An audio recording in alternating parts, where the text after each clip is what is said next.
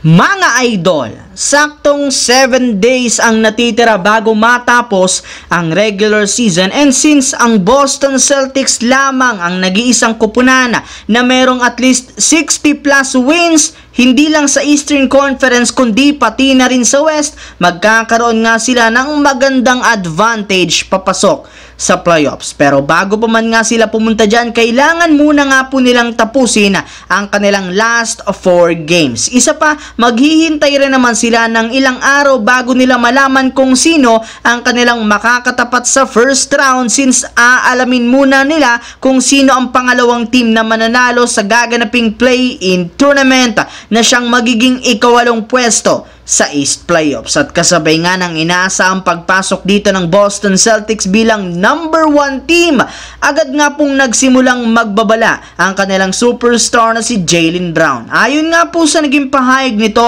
sa harap yan ng telebisyon, naniniwala siya na wala nga pong ni isa mang kahinaan ang kasalukuyang lineup nila ngayon, since meron nga silang mga batang players at mga veterano na maaasahan sa opensa, especially sa shooting mapa, starter man yan o off the bench. Bukod nga po dyan, hindi naman sila nalulugi pagdating sa mga hustle plays at rebounding, since mayroon silang malalaking manlalaro at mayroon pa sila mga defensive-minded players. Meron rin naman nga itong energy guy na nagpapataas ng enerhiya sa team, kaya handang-handa na nga daw ang Boston Celtics sa darating na postseason. Samantala, pagkatapos nga po na matalo mga idol ang Los Angeles Lakers sa kanilang huling game, kakalabanin na rin naman nga po nila agad ang Golden State Warriors na balak umagaw sa kanilang pwesto sa ika-9th seed ng West. Kaya inaasahan na nga po na magiging kaabang-abang ang kanilang laro, since posibleng eto na ang magiging preview ng play-in tournament na mangyayari next week. At bago pa man nga po magsimula ang laban, inaasahan na nga na magbabalik na sa wakas sa lineup ng Lakers ang kanilang dalawang superstar duo na sina LeBron at Davis, na parehong nawala sa kanilang last game kontra sa Minnesota. Sa parte nga po ni LeBron, medyo mabuti na nga ang kalagayan nito matapos magkaroon ng karamdaman, habang pagdating naman kay Anthony Davis, maayos na rin naman ang lagay ng mata nito matapos matamaan. Pero bago pa man nga po maglarong muli si Davis laban sa Warriors, suggest muna nga ng ilang mga eksperto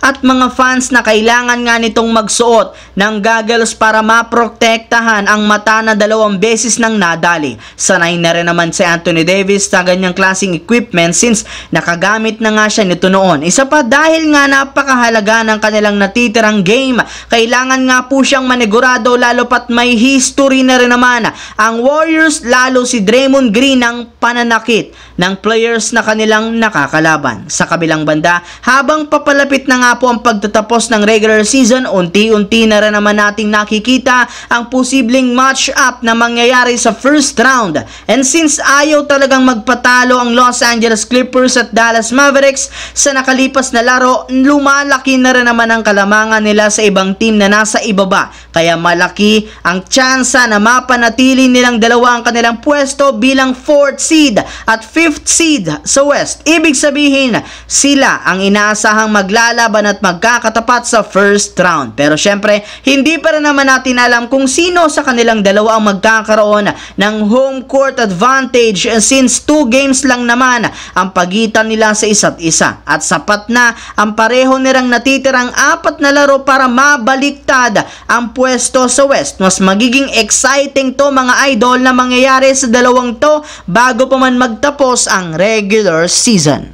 So that's it for today's video mga idol. Once again, this is your J-Zone TV. Don't forget to subscribe at syempre pindutin ang notification bell sa akin channel para lagi kayo maging updated sa mga videos na pinapalabas ko. Isang malaking shoutout sa lahat mga idol. Maraming salamat po.